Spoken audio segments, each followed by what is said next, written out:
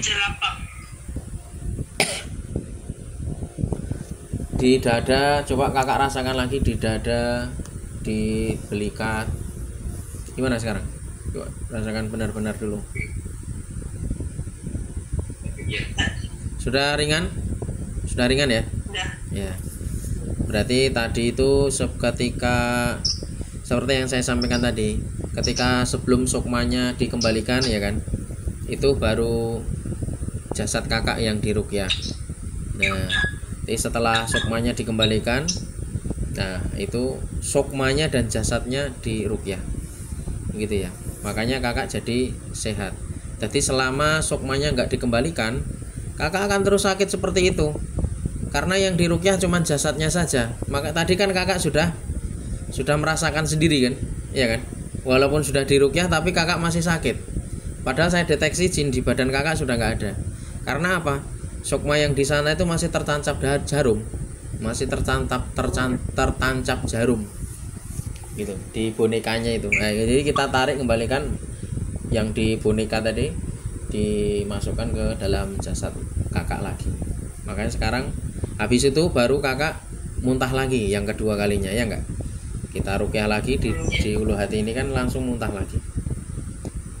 Jadi terus ini kemudian waktu awal-awal tadi saya suruh kakak sendiri yang men-scan. Supaya apa? Kalau saya yang men-scan nanti orang nggak percaya. Tapi kalau kakak sendiri yang merasakan, kan kakak baru percaya kan kalau kakak ternyata ada media sihirnya, ya enggak? Begitu kak? Konsep saya seperti itu, supaya kakak sendiri yang merasakan.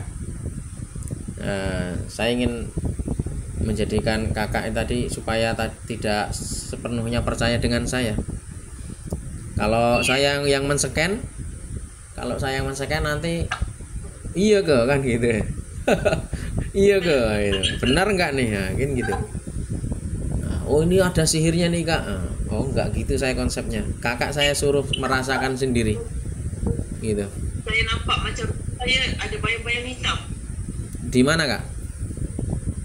Di tempat sini, di tempat saya selalu sembahyang.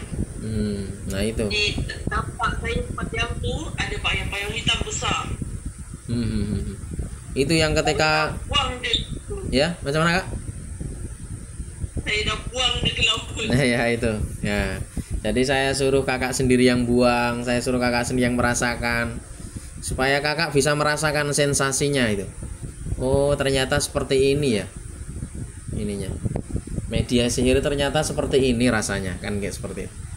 Jadi kalau kakak misalnya kena gangguan jin yang selain sihir itu, ketika di scan, kakak scan itu biasanya nggak jumpa kak.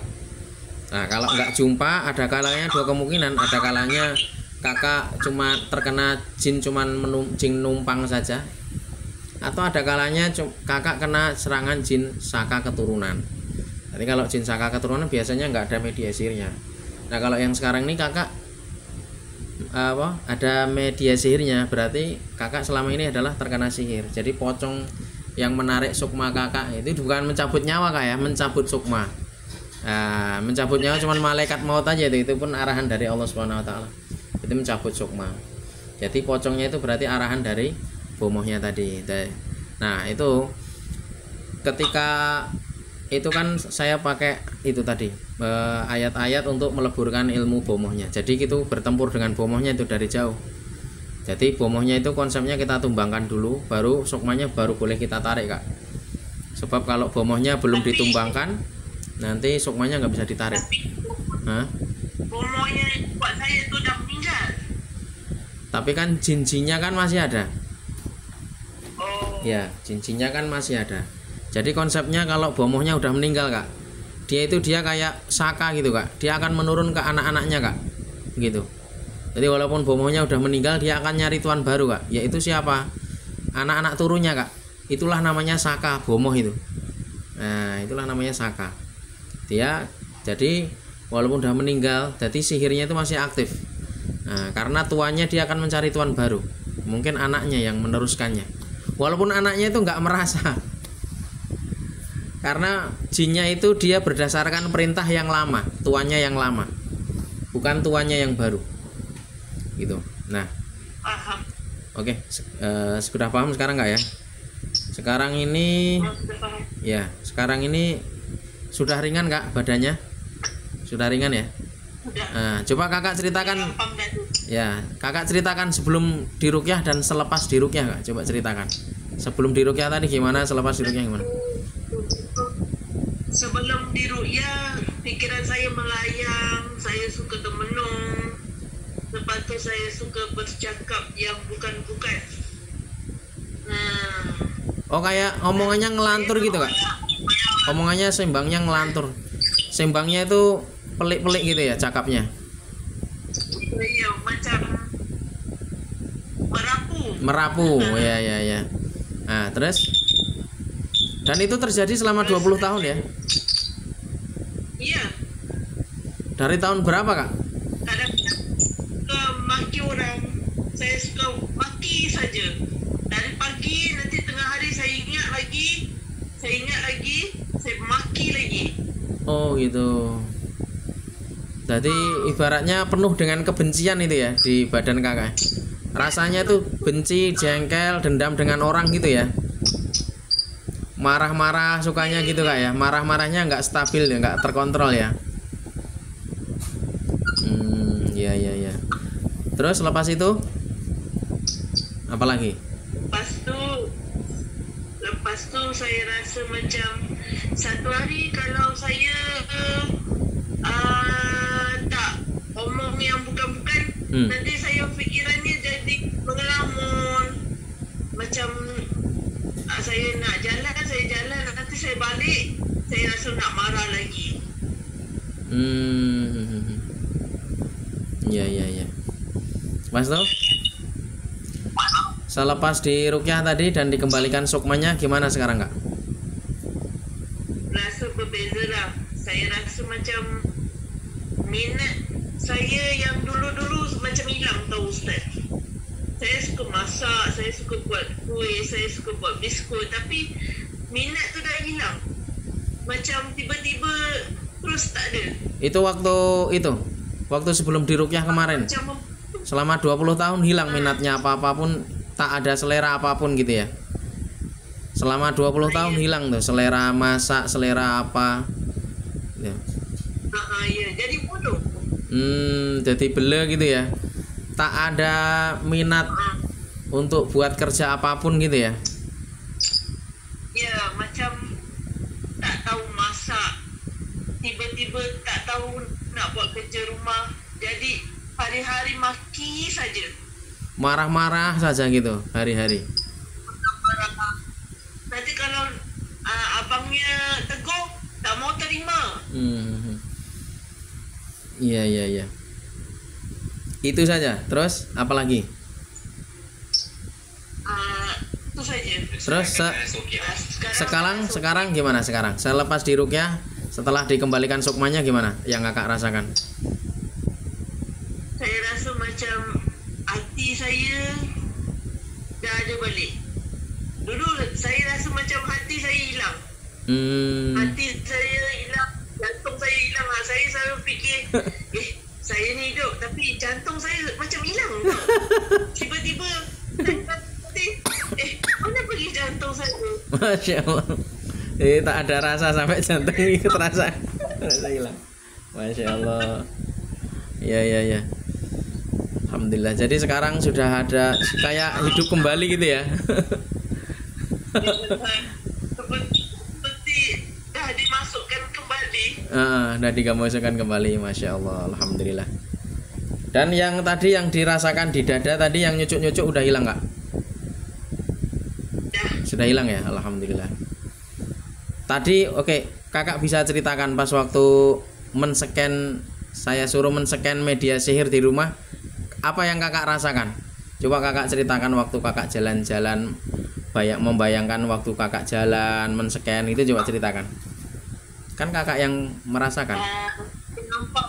Saya nampak dalam bilik saya macam ada perempuan. Oke. Perempuan, pontianak. Tapi dia tak pakai baju.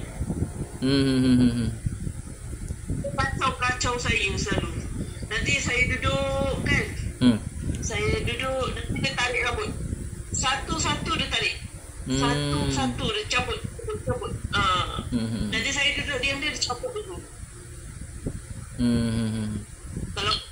Kalau dekat ruang tamu ni, saya rasa dekat tempat saya duduk ni, ada bayang-bayang hitam besar sangat. Habis itu tadi saya suruh buang tadi, terus kakak buang tuh bayang-bayang itu, Kak.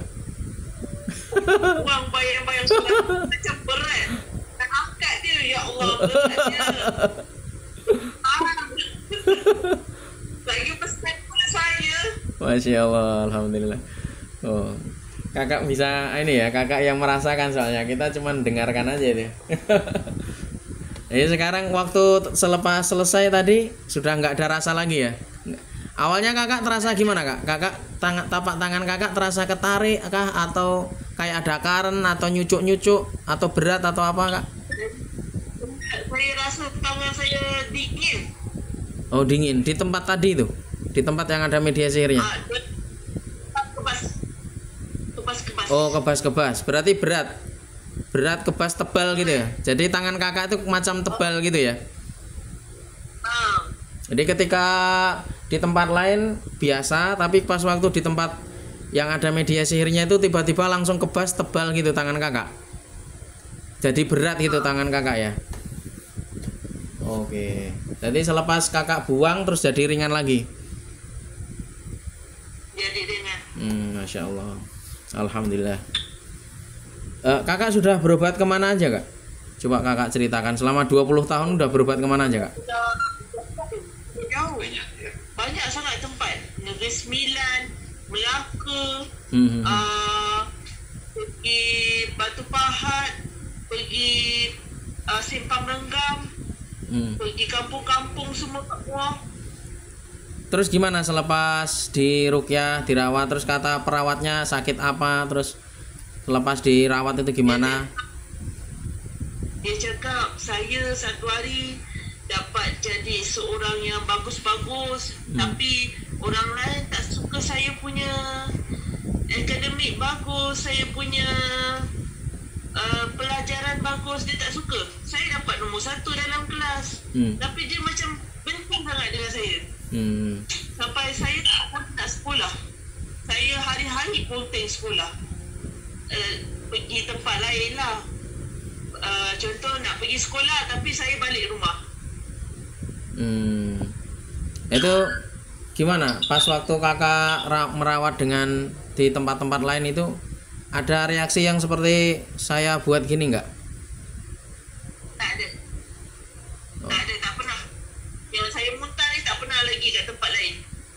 Belum ada orang yang boleh keluarkan. Oh, baru selama 20 tahun kakak berobat, baru kali ini kakak muntah. Subhanallah.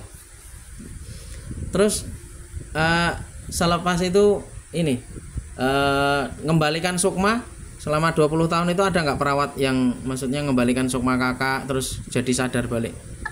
Tak ada ya? Dia cuma cakap saya satu hari bakal jadi gila. Wow, Masya Allah. Malah ditakut-takuti macam itu.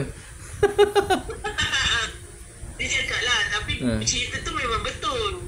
Cerita tu memang betul. Oh gitu. Adalah orang yang umpatkan saya kat Muar tu, dia cerita. Budak ni pandai, kata dia, budak ni pandai, satu hari kerja bagus-bagus. Nanti satu masa ada orang nak buat dia sampai gila.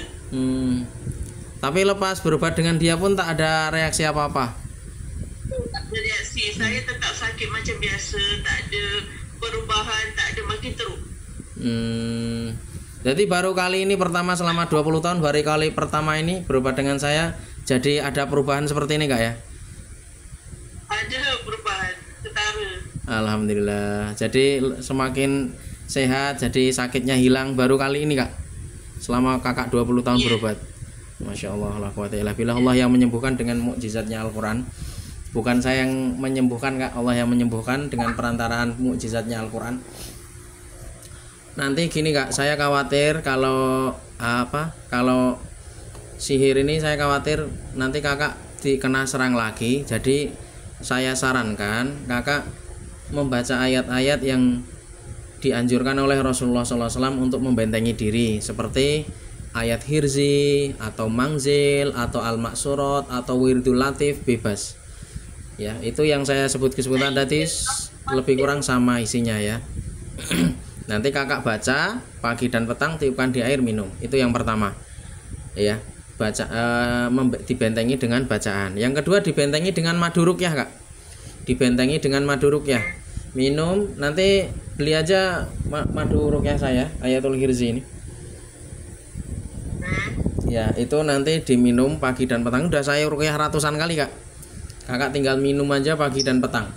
Di samping untuk menjaga imunitas kita, menjaga kesehatan, madu itu juga untuk jadi asbab supaya Allah membentengi kita dari dalam, dan untuk membersihkan, mendetok racun-racun sihir yang tertinggal di dalam badan. Nah, nanti akan dikeluarkan kak lewat buang air kecil, buang air besar, atau kadang itu akan sendawa atau muntah gitu ya. Jadi kalau ada kalau ada serangan baru, kalau kakak hari-hari minum madu ruqyah saya secara istiqomah, biasanya kalau sudah sebati kak, madu ruqyah saya sudah sebati di badan, kalau ada serangan baru kakak otomatis langsung muntah, nggak perlu diruqyah, langsung muntah sendiri. Tapi syaratnya udah sebati dan pagi petang. Nah itu yang kedua. Yang ketiga, dibentengi dari luar dengan kasturi hitam, ruqyah Ayatul Hirzi. Nah tadi badan kita itu ada portalnya kak. Nah jadi salah satu cara untuk menutup portal, nanti baca surat Yasin ayat 9 wa ja'alna, terus sama dicampur dipakaikan disapu kasturi hitam ruqyah Ayatul Hirzi saya, ubun-ubun, tengkuk sama ibu jari kaki, buat tiap pagi dan sebelum tidur ya. Nah biasanya kalau benteng kita udah kuat, dia akan menyerang kita pas waktu kita tidur kak. Jadi pastikan sebelum tidur baca ayat kursi kak ya, baca ayat kursi. Terus kemudian baca 3 qul huwallahu ahad, falaq, anas, tiupkan di tapak tangan, sapukan ke seluruh tubuh, ulang 3 kali. Baru nanti kakak tidur. Usahakan lagi wudhu, sebelum tidur wudhu dulu. Insyaallah nanti Allah akan menjaga kita baik di waktu terjaga maupun di waktu tidur, supaya sukma kita itu enggak diculik lagi sama bomohnya lagi. Gitu kak ya. Oke. Insyaallah itu aja. Aminkan doa saya, kita bentengi dulu kak ya. Bismillahirrahmanirrahim. Allahumma shalli ala sayyidina Muhammad wa ala ali sayyidina Muhammad.